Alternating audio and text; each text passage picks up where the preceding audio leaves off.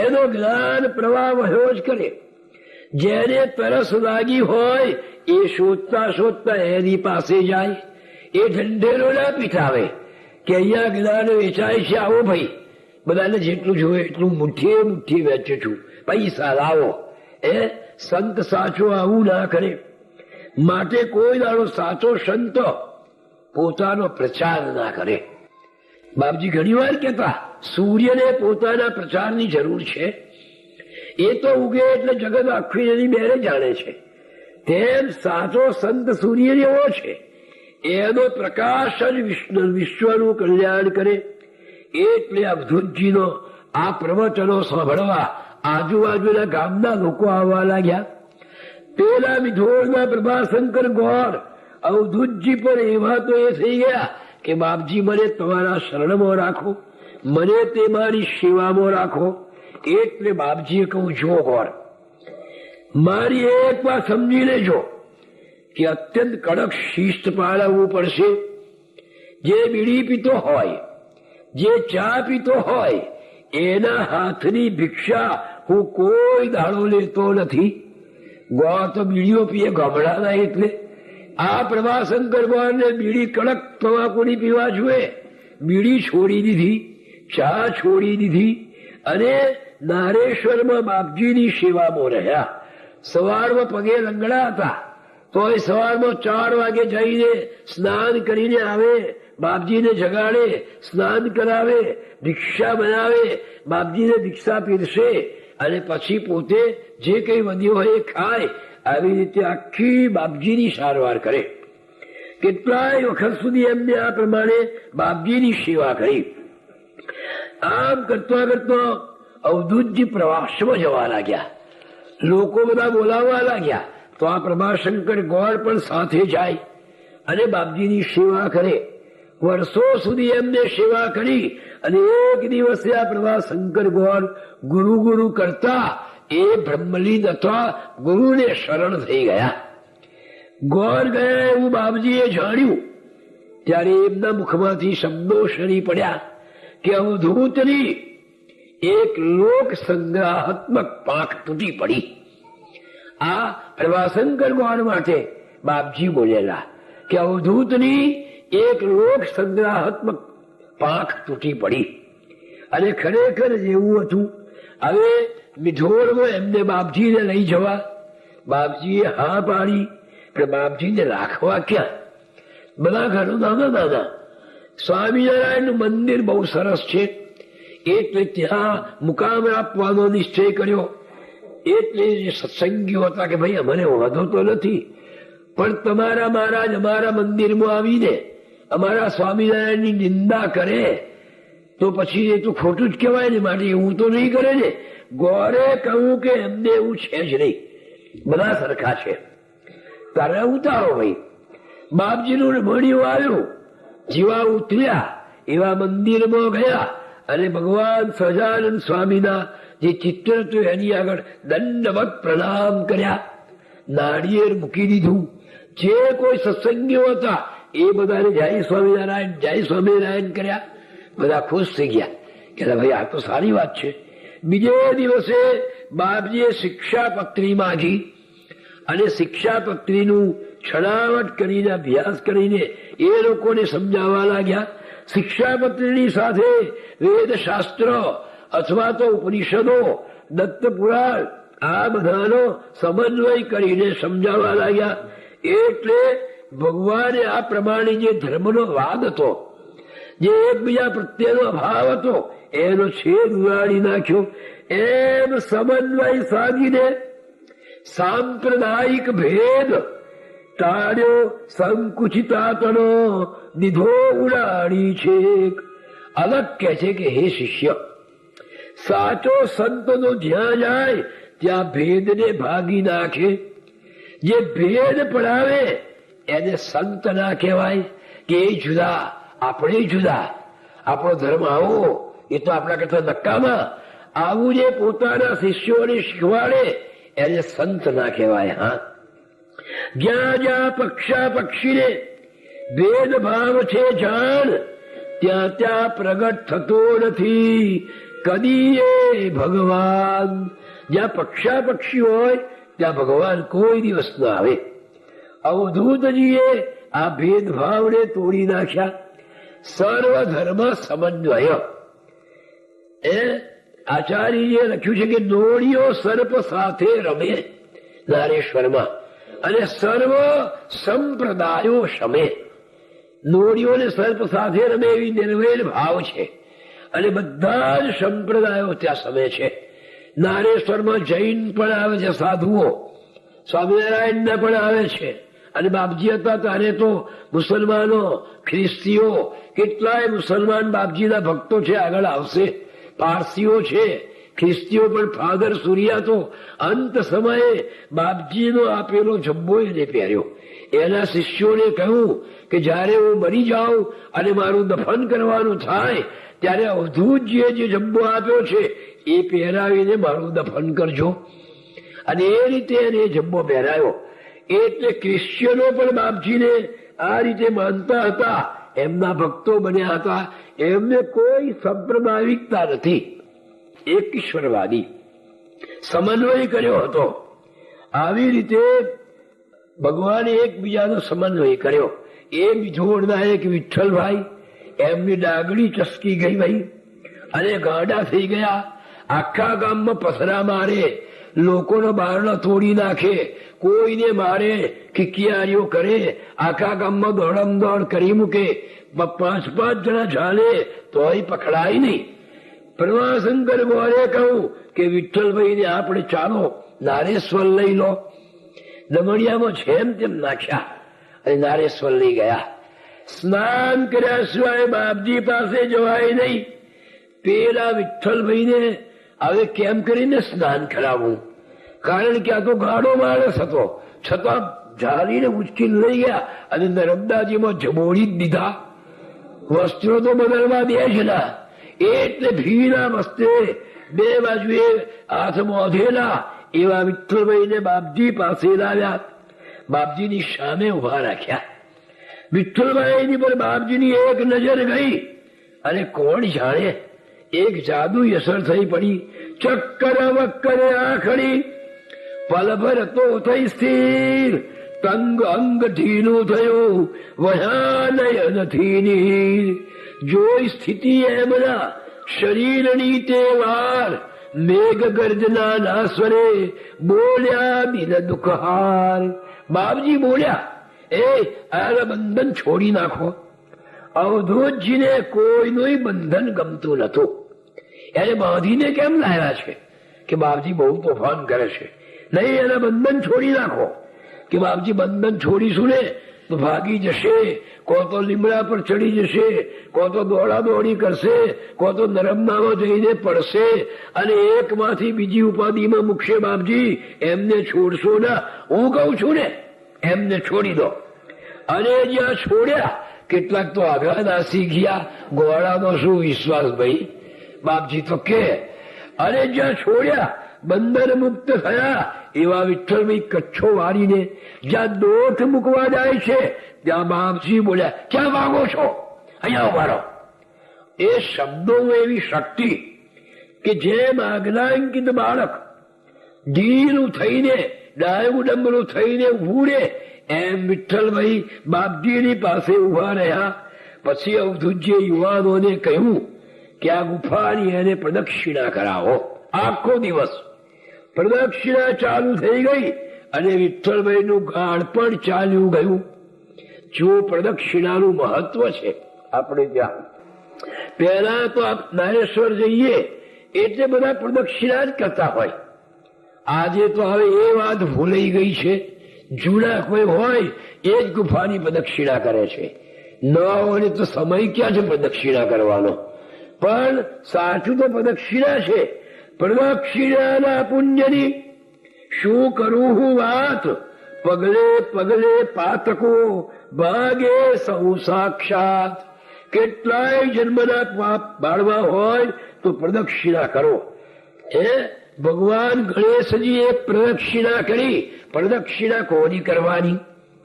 કે ભાઈ પ્રદક્ષિણા ભગવાનની થાય, પ્રદક્ષિણા પીપળાની, તુલસીની, વડની, સમળાની, ઔદુંબરની, ગાયની, માતા પિતાની અને પતિની અને ગુરુની આટલાની પ્રદક્ષિણા કરાય.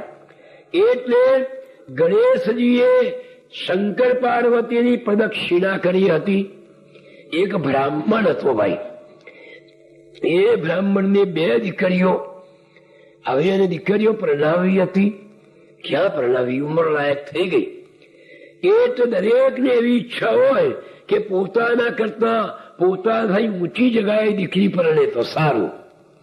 પેલા બ્રાહ્મણને વિચાર આવ્યો કે શંકર ભગવાનને 2 દીકરા છે, ગણેશ અને કાર્તિકેય, અને મારે 2 કન્યાઓ છે, તો શંકરના દીકરાઓની સાથે પરણાવું તો પણ શંકર ભગવાન આપણી કન્યાઓ લે?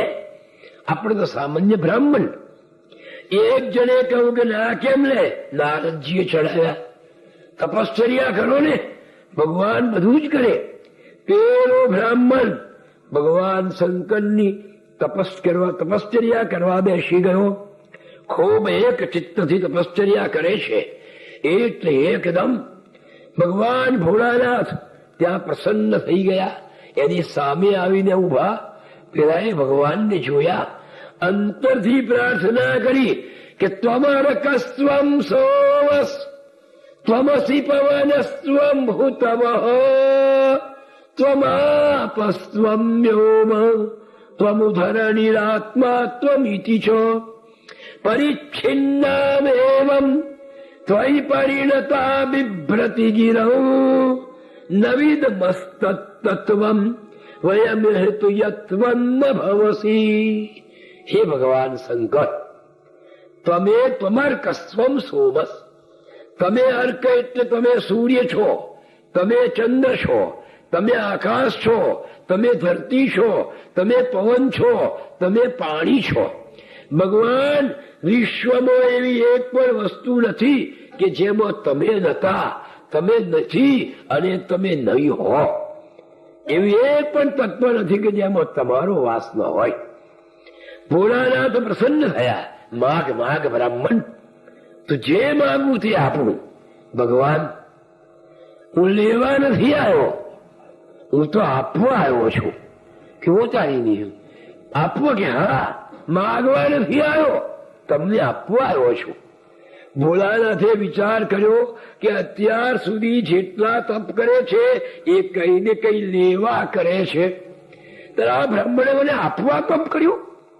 ભગવાન, હું આપું તે સ્વીકારવું પડશે. સ્વીકાર છોડે?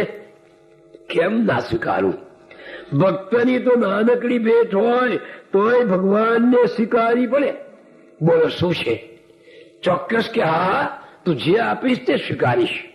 ભગવાન, મારી 2 દીકરીઓ છે, તમારે 2 દીકરા છે, ગણેશ અને કાર્તિકેય. તો એ બેઉને માટે મારી 2 દીકરીઓને તમારી પુત્રવધુ તરીકે સ્વીકાર કરો. અલ્યા, આ તે કેવું માગ્યું? જો કેવો મજાનો ઉપદેશ છે.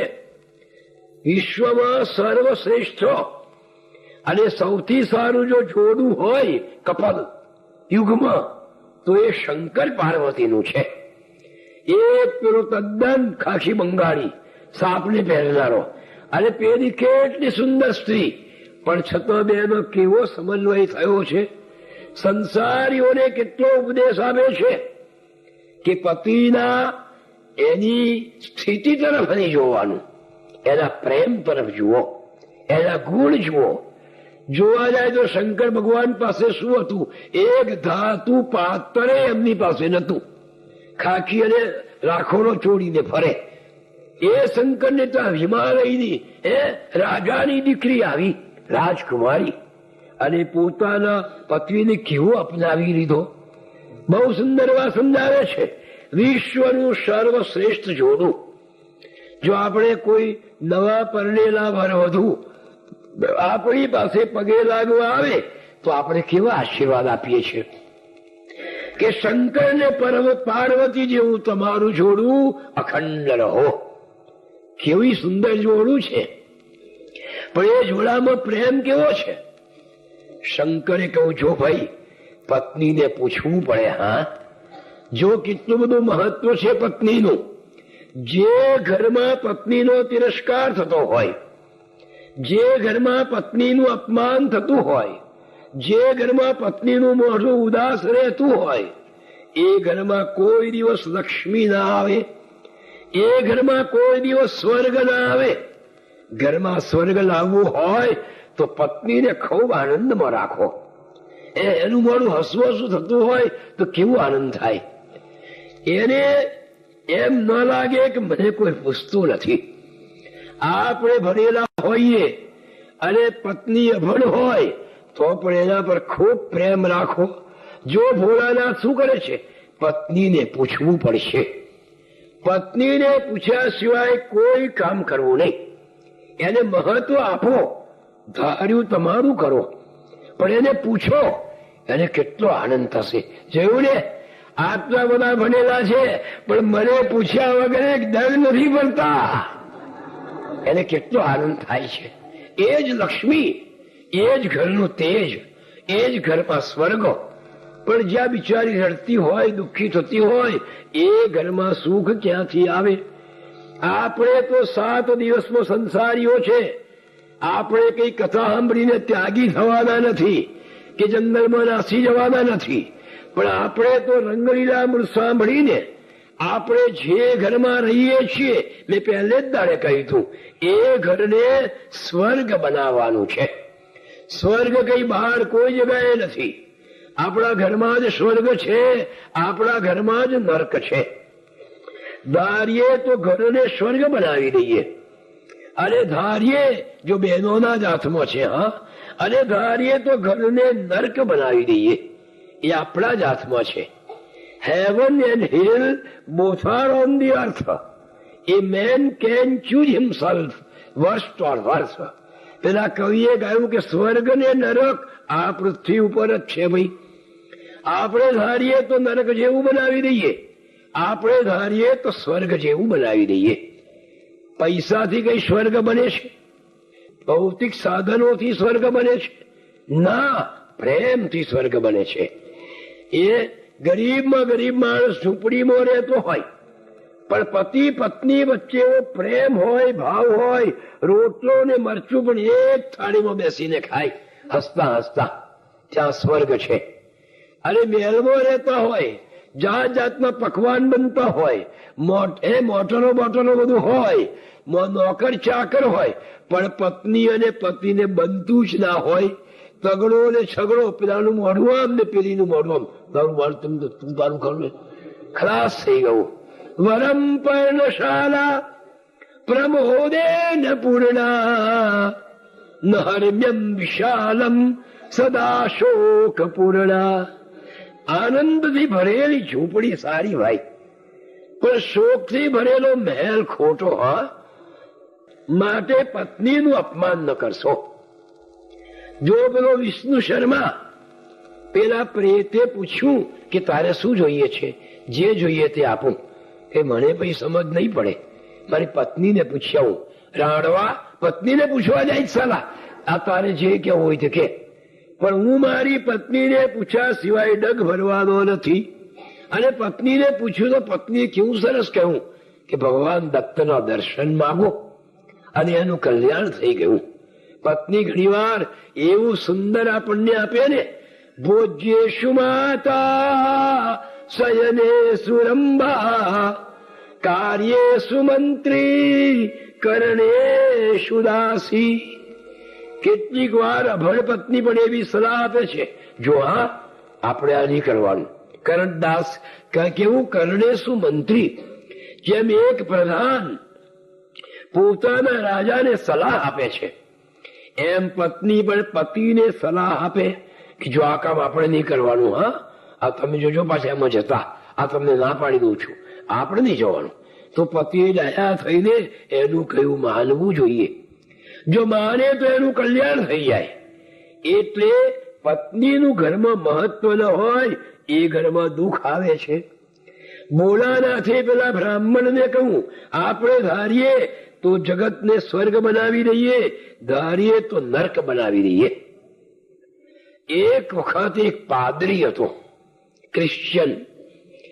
એ પાદરીને એક દિવસ વિચાર આવ્યો કે આ જે મોટા મોટા વૈજ્ઞાનિકો છે, આયન્સ્ટાઈન, પેલો ગેલિલિયો, આર્કિમિડીઝ, આલ્વા એડિશન, ન્યૂટન, આ બધા સ્વર્ગમાં ગયા હશે કે નરકમાં? પેલો પાદરી વિચાર કરે છે, હા, કે આજે મોટા મોટા વૈજ્ઞાનિકો, સાયન્ટિસ્ટ થઈ ગયા, ગેલિલિયો, આર્કિમિડીઝ, આઇન્સ્ટાઈન, ન્યૂટન, પેલો થોમસ આલ્વા એડિસન, આવા તો બધા કેટલા, એ બધા વૈજ્ઞાનિકો સ્વર્ગમાં ગયા હશે કે નરકમાં? કે નરકમાં જ જાય. સાલાઓએ બાઇબલ કોઈ દાડો વાંચ્યું નથી, કોઈ દાડો ચર્ચમાં ગયા નથી, કોઈ દાડો પ્રાર્થના કરી નથી, કોઈ દાડો રોજડી એટલે માળા જપી નથી. પછી એ ક્યાંથી સ્વર્ગમાં જાય? નરકમાં જ જાય હોવા જોઈએ. ત્યારે પાછો વિચાર આવ્યો કે એમને બગાડ્યું એ શું છે તે નરકમાં જાય? એમને તો જગતને કેટલું આપ્યું છે. એ થોમસ આલ્વા એડિશન, આજે તો ચપાચપ ચપાચપ ચપાચપ લાઈટો ઓળવીએ છીએ, બંધ કરીએ છીએ, બંધ કરીએ છીએ, ચાપ દબાવીએ છીએ. પણ એ ચોપ દબાવવાને શોધતા શોધતા થોમસ આલ્વા એડિશન ને કેટલું માથાકૂટ પડી છે, વાંચો ત્યારે ખબર પડે. એને ઇલેક્ટ્રિસિટી તો શોધી, પણ આજે બલ્બ, આજે ગોળો છે, એ ગોળામાં એવી જાતની ધાતુના તાર મૂકવા પડે કે જે તાર સળગી જાય ના, તપે અને પ્રકાશ આપે. એ શોધતા શોધતા થોમસ આલ્વા એડિસનને 17 મહિના થયા હતા. 17 મહિના સુધી એની લેબોરેટરીમાંથી બહાર નથી નીકળ્યો. 17 મહિના સુધી કપડા બદલ્યો નથી. 17 મહિના સુધી દાઢી કરી નથી. 17 મહિના સુધી ખાધું ના ખાધું, આખો દાડો એ જ વિચારે, એ જ નાવાનું નહીં, ધોવાનું નહીં. 17 મહિને એવો ફેબ્રિક એને શોધી કાઢ્યો કે જે તંતુ અંદર જઈને પ્રકાશ આપે, તપે, પણ બળી જાય ના. કેટલું એનું એ 17 મહિનાનું કેવું એનું તપ કહેવાય. ત્યારે લોકો આજે ચપાચપ છાપ દબાવે છે. ચલો લાઈટ શોધી, પણ પેલું સર્ક્યુટ આ જ હરગાવો છે ગોળો, અને પેલો બંધ કરવો છે, અને આને ચલાવો છે, પેલા બંધ કરવો છે. એવી જાતનું શોધતો એને 7 મહિના થયા હતા. તારે આ શોધી શક્યો? આવું તો કેટલું કર્યું હશે એને.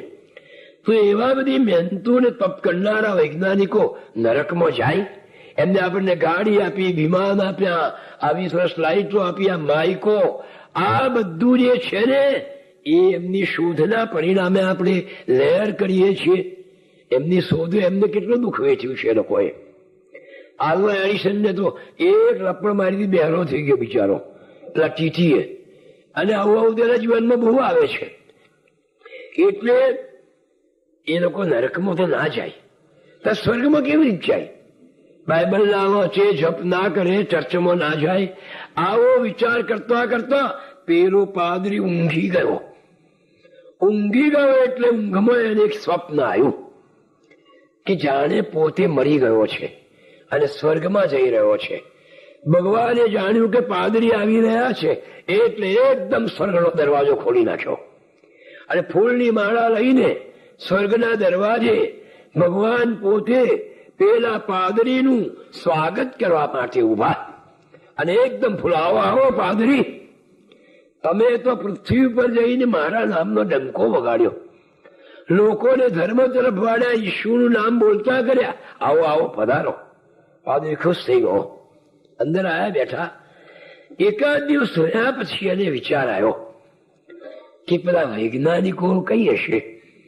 પૃથ્વી પર તો બહુ રાપ મારતા હતા, એમની જયંતીઓ ઉજવાય છે, એમની શતાબ્દીઓ ઉજવાય છે, પણ ભગવાનને ઘેર એમનું શું માન છે જોવું પડશે.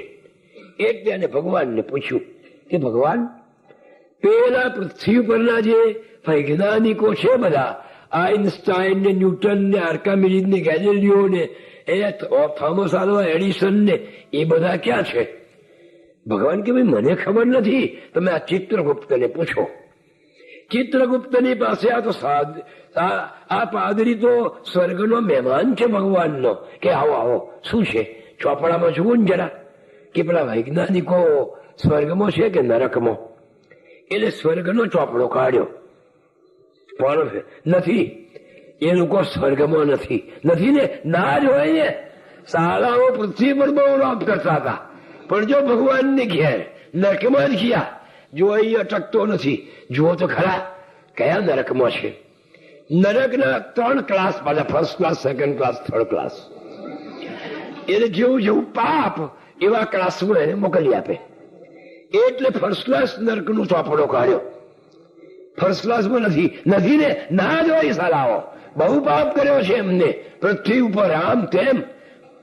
સેકન્ડ ક્લાસમાં જવું જોઈએ. બીજા વર્ગનો ચોપડો કાઢ્યો. અમોય નથી. નથી ને, ઓ તમારી ની ના જ હોય ને. ભગવાનનું નામ લીધું નથી, માળા જપી નથી, અને મંદિરમાં ગયા નથી, ચર્ચમાં પ્રાર્થના કરી નથી, આખો દાડો બસ વિજ્ઞાન વિજ્ઞાન જાય ને. થર્ડ ક્લાસમાં જુઓ ને. થર્ડ ક્લાસમાં બધાના નામ નીકળ્યા ભાઈ. Archimedes, Galileo, Newton, Einstein, Thomas Alva Edison, બધા 3જા નંબરના નરકમાં છે. એમ હવે પાદરીને એવો વિચાર થયો, જોવું તો ખરો, જો માણસનું મન કેવું છે. બીજાને દુઃખી જોવામાં કોણ જાણે એને કેમ આનંદ પડતો હશે, કે કેવી કિક્યારીઓ પાડે છે સ્વર્ગમાં. પૃથ્વી પર તો બહુ જ્યાં બોલાતી હતી એમની, પણ અહીંયા તો જોઈએ કે મારે એમને જોવા છે કે હા, તમે તો મારા મહેમાન છે, તમારી જે ઈચ્છા હોય અમારે પૂરી કરવી પડે. બોલો, 3જા નંબરના નરકમાં જવું છે કે હા, તો અહીંયાથી ટ્રેન જાય છે, એમ તમને ફર્સ્ટ ક્લાસની ટિકિટ આપી દઈએ, ગાડીમાં બેસી જાઓ. પેલા પાદરી તો ફર્સ્ટ ક્લાસમાં ગાડીમાં બેઠા. ગાડી થોડી ચાલીને જ્યાં 1લા નંબરનું નરક થોડું બાકી રહ્યું, એવી દુર્ગંધ મારે, એવી દુર્ગંધ મારે કે માથું ફાટી જાય. કિકિયારીઓ સંભળાય, માર બચાવો, ના મારશો સાહેબ, ના મારશો. પેલા જમડાઓ મારે ને બધાને, કોઈને સળિયું ઘોંચી દે, અને કોઈને ગરમ ગરમ તાર ચોપી દે. આ બધું આવ્યું કે હા, 1લા નંબરનું નરક જો આવું છે તો 2જા નંબરનું કેવું હશે, અને 3જા નંબરનું તો કેવું હશે. બહુ દુઃખી થતા હશે મારા બેટા, બહુ દુઃખી. પૃથ્વી પર બહુ રોપ મારતા હતા. એમના ફોટા, એમની જયંતી ઉજવાય, ઉભારો આવે. ચાલો 2જા નંબર ચાલ્યું પાછું, અને જ્યાં 2જા નંબરનું નરક આવવા લાગ્યું, કેટલી ગંધ મારે કે માથું ફાટી જાય. અને એવી બહુ વિશાળ, ના મારશો, હવે પાપ નહીં કરીએ, આમ તેમ, મને બચાવો, બચાવો, બચાવો. પાદરી જો કો બાપ, કેટલું દુઃખ છે. જમડાઓ કોઈ આમ મારે છે ને, કોઈને હરિયા ગોચે છે ને, કોઈને ગરમ ગરમ ચોપી દે છે ને, કોઈને કઈ કરે છે ને. 2જા નંબરમાં આવું છે તો 3જા નંબરમાં કેવું હશે. બહુ દુઃખી થતા હશે મારા બેટા. ચાલો જવા દો. ચાલી ભાઈ ગાડી. અને જ્યાં 3જા નંબરનું નરક થોડે દૂર રહ્યું ને, સુગંધી આવવા લાગી. એ મોગરાની, ગુલાબની, સુંદર ચમેલીની, સુંદર પુષ્પોની. તો આ કેવું લ્યા, એને તો ધારેલું કે બહુ ગંધ મારતી હશે, એને બદલે સુંદર સુગંધી. અને ત્યાં તો સડસડાટ નરક આવી ગયું. એ મોટા મોટા બંગલા અને બાગ બગીચા અને ગાડી ઉભી રહી. ભાઈ આ શું આવ્યું? 3જા નંબરનું નરક. જેની ટિકિટ પૂરી થઈ હોય ઉતરી મળો. પાદરી તો ઉતર્યો, એને તો ધાર્યું તું શું ને નીકળ્યું શું. એટલે સ્ટેશનની બહાર ગયો. એક ઊંચો માણસ એને મળ્યો કે ભાઈ આ શું છે? કે આ 3જા નંબરનું નરક છે. એમ, તમે ક્યાંથી આવો છો? હું પૃથ્વી પરથી આવું છું, પાદરી છું, ભગવાનના નામનો ડંકો વગાડી આવ્યો છું, એટલે ભગવાને મને સ્વર્ગમાં રાખ્યો છે. એમ, તમે કોણ છો? હું ન્યૂટન. તમે ન્યૂટન છો? કે હા. આર્કિમિડીઝ કઈ છે? પેલા લાલ બંગલામાં. ગેલિલિયો ક્યાં છે? પીળા બંગલામાં. આલ્વા એડિસન ક્યાં છે? લીલા બંગલામાં. તમે બધા બંગલામાં છો? કે હા. ઓ તમારી ની. ન્યૂટન કે તમે ના સમજ્યા? કે ના, બેસો બેસો. બધા બોકડા નાખેલા, સુંદર બગીચા ને બોકડા, બેસો આ બોકડા પર. જો પાદરી વાત કહું, અમે તો ભાઈ પૃથ્વી પર બાઇબલ વાંચેલું નહીં, મંદિરમાં ચર્ચમાં ગયેલા નહીં, માળા ફેરવીની નહીં, એટલે અમારું મૃત્યુ થયું ને એટલે ભગવાને એમોને આ 3જા નંબરમાં નરકમાં નાખવા લાવ્યા. એક મોટો કુંડ ભાઈ, એમાં સાવ ગંદુ પાણી, માથું ફાટી જાય એવી ગંદકી. પેલા જમરાજાએ કહ્યું 100 વર્ષ સુધી તમારે આ ગંદકીમાં રહેવાનું છે. પછી જોડે બીજો કુંડ, એમાં ધગધગતો લોખંડનો રસ એટલો ઉછળે. પછી જમરાજાએ કહ્યું કે અહીંયા પૂરા કરીને 100 વર્ષ સુધી તમારે આ લોખંડના રસમાં રહેવાનું છે. મરી ગયા. હવે શું થાય? અમે તો બધા ગંદા પાણીમાં બેઠા ભાઈ. જમરાજા તો એટલું કહીને જતા રહ્યા. આર્કિમીડીઝ કે છે મેં ગેલિલીઓને કહ્યું, આઇન્સ્ટાઈનને પૂછ્યું, બેહીને રહેવું છે ને આપણે આવી રીતે 100 વર્ષ લગી બેહી રહ્યો છે ગંદકીમાં, કે કરવું છે, શું કરીશું? કે આ પાણી પોસે જોડે રાખ્યા કરો ને, આપણે બીજું કામે શું કરવાના હતા?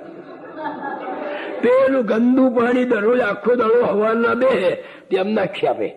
પેલા ભરેડે 50 વર્ષમાં તો પેલો જે ધગધગતો લોખંડનો જે કુંડ હતો ને તે ઠંડો પડી ગયો અને એની ગંદકી બધી જતી રહી, સાફ થઈ ગયો. જમરાજાએ પેલા લોખંડનામાં નાખ્યો કે નાખો આવવા થોડી, ઠંડુ પડી ગયું છે.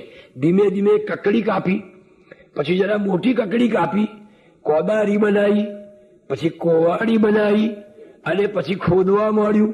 પછી તો ઈંટો પાડી, પછી લાકડો કાપી લે આયા અને પછી ઘર બાંધ્યા. આ તો વૈજ્ઞાનિકો હતા સાયન્સના, એટલે એમને પછી રંગ બનાવ્યા.